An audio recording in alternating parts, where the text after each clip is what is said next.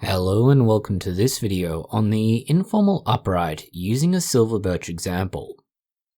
Most bonsai have very clear rules that must be satisfied if you are going to claim a given style. The most common styles are formal and informal uprights. The most important distinction between these two is that the informal upright has movement, whereas the formal upright does not. To satisfy this style, you must have a trunk that begins to move to one side or the other, almost as soon as it leaves the soil level. The soil itself need be nothing special, so long as it is suitable for both the tree and provides good drainage. Soil dressing, similarly, will be subject to things like the tree's species, pot, and your preference. This tree has no extraneous decoration yet, but as a silver birch we would need to change that as it ages, and the trunk goes from a brown colour to an ash white colour. This area we're looking at now should also be the widest part of the trunk with a large nebari. From here up, there should be a clear reduction in trunk girth as we get towards the apex of the tree. Eventually, as we move upwards and then outwards, we'll find the first bend that has grown away from the center line. Eventually, it gets to a point that satisfies us that it is far enough away from the center line and begins to turn back in the other direction. This bend is important. It is where the first branch will grow from. Often it will occur between 1/4 and 1/3 of the way up the tree. This bend, and where the branch comes from, must be on the outside of the trunk. Sometimes it is called the elbow or knee, and like your body, with the arm held horizontally, the elbow points outwards. The branch that grows from this elbow droops downwards as it exits the trunk. This should be in a sweeping motion, a relatively smooth transition that shows the tree has dealt with repeated heavy weight that has forced the branch to remain suppressed over multiple growing seasons. This does allow you to include some movement in that branch, which will add flavour. Following this branch out, you will also see that it also moves. This is both up and down, like the undulations of a wave, but also forwards and backwards in a serpentine motion.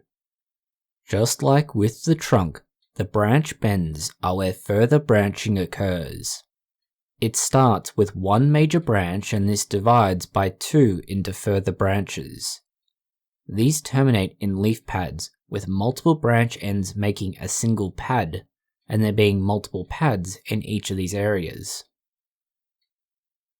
The branch further breaks down into pads, and each leaf pad sits around each movement of the branch, and is like a cloud around the trunk and that branch. You need multiple branch ends for this to work, as the length, height, and depth is only achievable with more than one branch end. You can see here how there are multiple ends starting to be styled in the right way. The layers are needed to create both the illusion of density and to provide redundancy for when branches need to be pruned and replaced. Going back along the branch to the trunk, we can see that it continues to the other extreme, just slightly closer to the center line, and the process will repeat as we go up the trunk. The trunk will keep moving back and forth with branches coming from the outside of each turn. The distance away from the center line will shrink until you get to the very top of the tree. The top of an informal upright has two approaches that are commonly taken. In this case, we used a single branch to form the top of the tree, with the trunk sweeping away from the center line and the branch curving up above this. It is set just slightly off from the center line. While we've not potted this specimen yet, it will need to be placed in a wide but shallow pot. A pot that is approximately 2/3 of the tree's height and about 1/4 of the pot's depth. As it is a silver birch, we have two choices. Either a brown earthen coloured pot to be neutral and complement a winter display, or to choose a coloured pot, most likely green or white to complement the trunk and or branches, or even in other cases, a full foliage display. There's one more noteworthy point that we haven't been able to develop on this tree yet. At the bottom, where the trunk initially begins to turn, it should be towards the viewer. That makes it look like the tree is initially coming towards the person, and the eye will naturally follow it from there. Hopefully this worked example of an informal upright has helped you to see how to style your own and what needs to be done to create an informal upright.